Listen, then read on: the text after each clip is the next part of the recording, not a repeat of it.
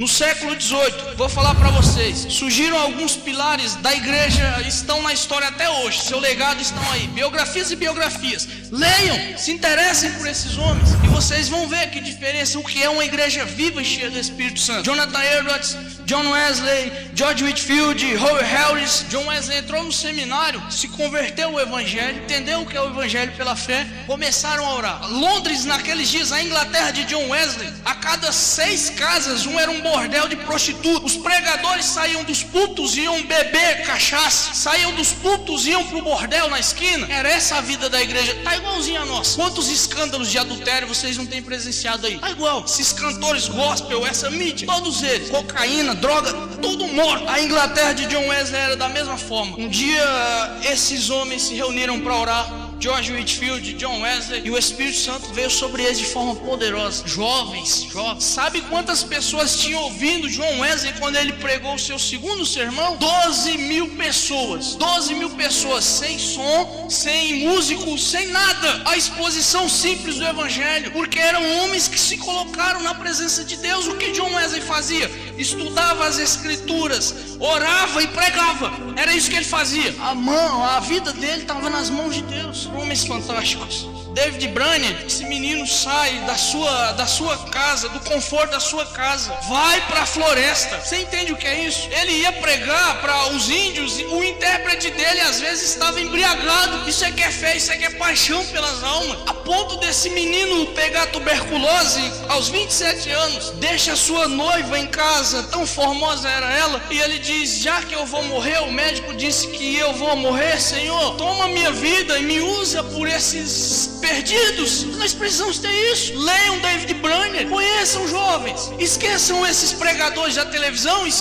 leia a literatura de homens que realmente viveram pro evangelho. Entendam o que é uma igreja poderosa. Lá na floresta, quando esse menino chegou, não tinha um cristão. Quando ele saiu, ele deixou uma floresta de índios avivados, cheios do Espírito Santo, a ponto dele dizer: tem índios aqui que adquiriram mais conhecimento em 3 meses de pregação do que a maioria da igreja da minha cidade tem em 6 anos. Dwight Lyman Moody, no século XIX, ele se converteu a Cristo.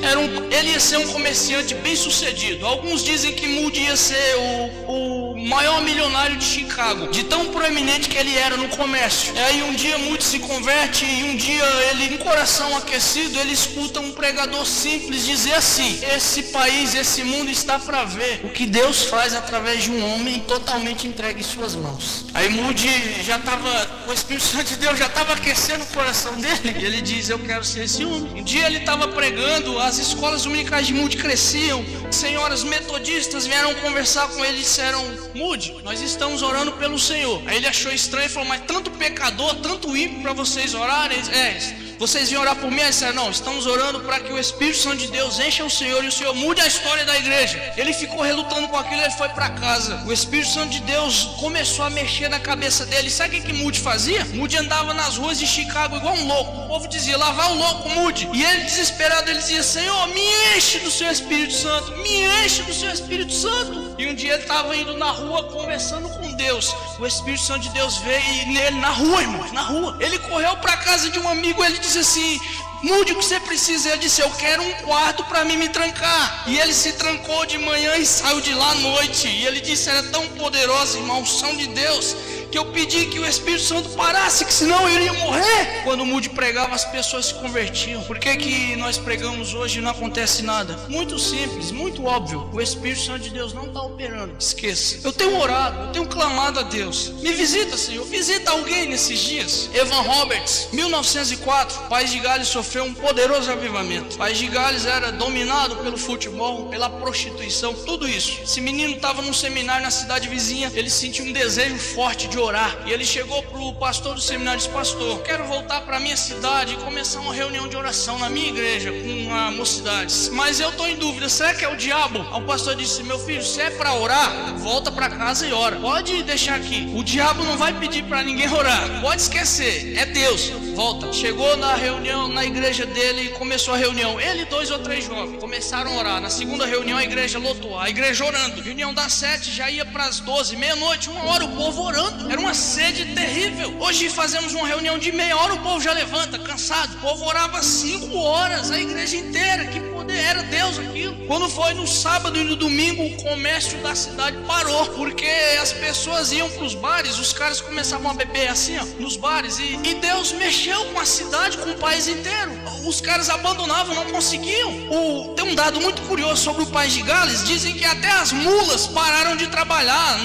Era uma cidade onde as minas de carvão eram muito utilizadas, e aquelas mulas que costumavam apanhar dos carrascos para carregar o carvão, elas não trabalhavam mais. Por quê? Porque os caras se converteram, tinha dó até de bater nas mulas. De tão poderoso foi o avivamento. Mas não se engane, não foi através de crentes sem compromisso, descompromissados. Agora, se vocês preferirem, como eu disse, ficar com essas pequenas coisas, a escolha é de vocês. Vocês podem, Deus pode levantar homens aqui, novos Elias, novos David Burns, novos John Wesley. Deus pode, mas não é da forma que eu e você estamos vivendo. Só aquele que der totalmente a sua vida para Deus e deixar tudo, prazer, deleites dessa terra, tudo, abandone seus projetos, viva os projetos de Deus. Somente esses. Eu tenho orado, eu tenho clamado a Deus.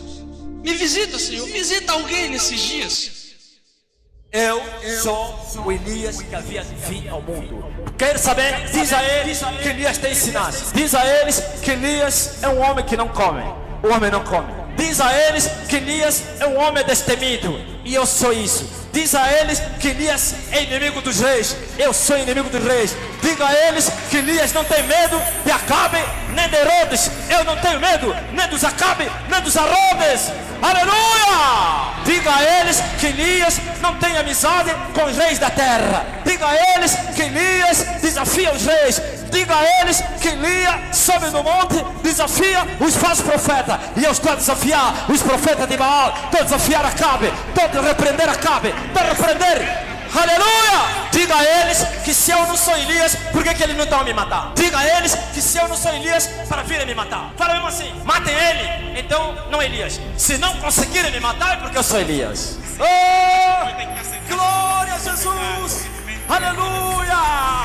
Fala, aquele pastor falso diz a ele que se ele não é Elias, então vão lhe assassinar. Quero ouçam, quero deixam de ouvir.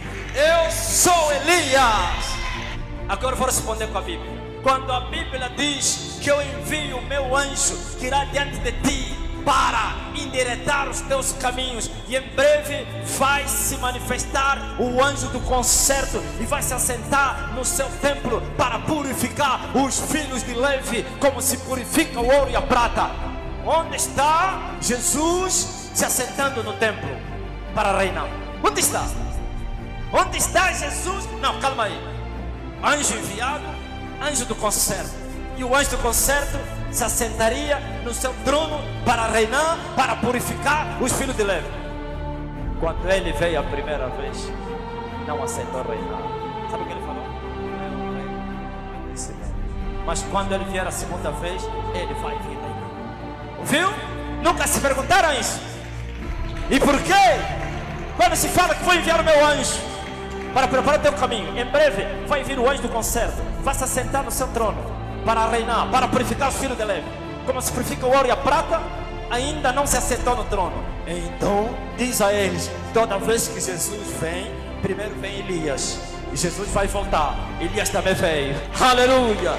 Diz a eles, diz assim, Jesus quando falou que Elias era João Batista, eles não entenderam que o mesmo Jesus disse que Elias ainda voltaria. Ele falou, ele virá.